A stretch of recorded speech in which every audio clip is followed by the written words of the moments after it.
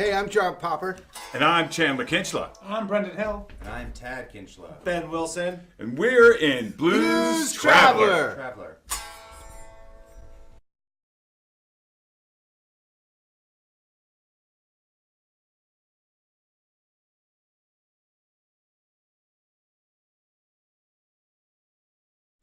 Well, I think we've gotten into collaborative writing an album or two earlier, and I think that this was the next logical step. But we do have to give props to Lanny Serum for picking, our manager for picking the various artists, or at least the list to choose from, and she had a lot to do with this particular group of people, but. It was really a question of scheduling and timing that led to what wound up on the record, and we're really grateful for who we could get. Initially, we were going to just do a couple songs to release for the 20th anniversary of our album 4. And as people started getting interested in coming in, and we did the first couple, they started going so well, we decided maybe to do a few more and do an EP. And next thing you know, we were having so much fun, an album came out. 12 songs later. Yeah. It was a lot like you record, you go and write, you record, and then you move on to the next one. It was a lot like hunting the elusive snow leopard. We flew all over the country and found ourselves in Tulsa and Ohio. And then Nashville, and then LA, and then Nashville, and then LA. And then New York. And then LA. And then We'd like to thank David Grohl for letting us use 606 Studios in Los Angeles. We did pay him, though. We did it, but it was at a very low rate just to pay for the wonderful staff there. So we did some of the recording Thanks, there Dave as well. Grohl.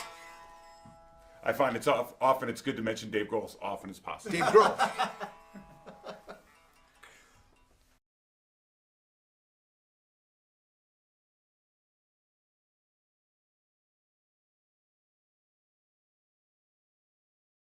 The mid-'90s was a glorious time. We had kind of been kicking around doing our Blues Traveler kind of jam band thing. Kicking around, We were surprised as anyone moving. when we got some singles that hit on the radio, but it was as well a time when TLC was killing the airwaves with Don't Go Chasing Waterfalls. They blew up, Seal, too. Kiss on a Rose and a Grave. And those were kind of our peeps during that era. And it was kind of a funny mishmash. Yeah, we were hanging out with them. We saw them at a couple of events that we did together, and they actually talked to us. I did a gun panel with They said hello. with Left They did. Eye. Yeah, we said hello to them, and boys to They the they men, were tiny but cute as a buttons. and the boys to the men were there. Yes, it's true. We used to hang with all the 90s peeps. And I always thought it was Don't Go Jason Waterfalls, and then I realized it was Don't Go Chase. That made a lot more sense.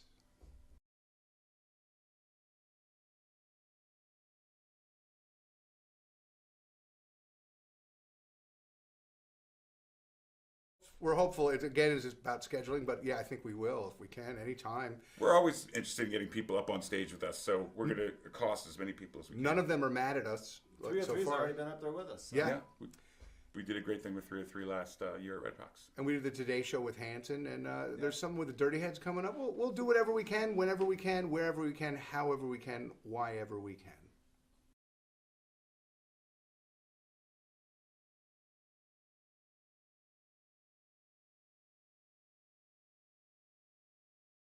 Well, that was what was so fun about it. It was doing it with these different great artists, kind of gave us some new perspective on our music and what we do well and different ways to do things. So without a doubt, it was a refreshing, fun record to make.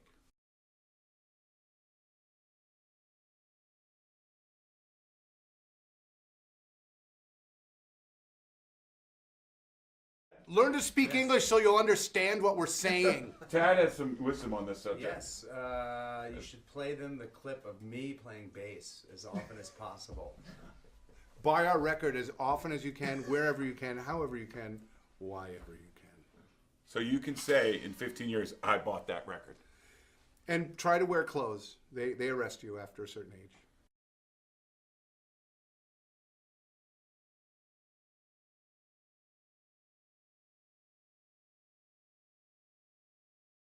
It took months and months of hard and fast research, what it would take to blow up the moon, and we figured out it's 16 metric kilotons to the power of 50 of nuclear explosives to even remotely approach blowing up the moon. And then we did a lot of math, and then we said, screw it, and had the art department design something. Yes, the Lanny and the wonderful art department at Loud and Proud Records, our record company, actually came up with that concept among others, and Didn't Lanny come up with the whole photo shoot idea with the tuxedos? I think that started it. Well, she claims to. I'm not sure that she actually the did. title "Blow Up the Moon" leads one in one direction, but the guy over at Loud and Proud took it, ran with it, and we loved it from the get-go. Yeah.